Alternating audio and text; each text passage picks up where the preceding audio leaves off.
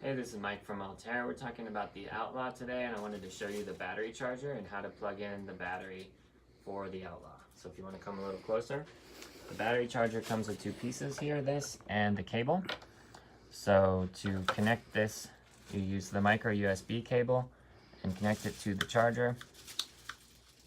Then you'll plug this into any USB charger you can use, just a regular phone charger, or plug it into a computer. And then the battery, like this cable right here is the battery charger. You can see there's 3 lines on the top there, and they line up with the 2 lines right there.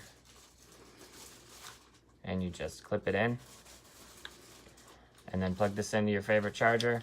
These lights will come on, the green will be on for charging, power will be on for red, or that it's getting power from the wall. And there you go, just don't leave it untended. You should only be charging it when you're home and when it's in somewhere where you can watch over it. Do not leave these plugged in and charging overnight or outside of your care.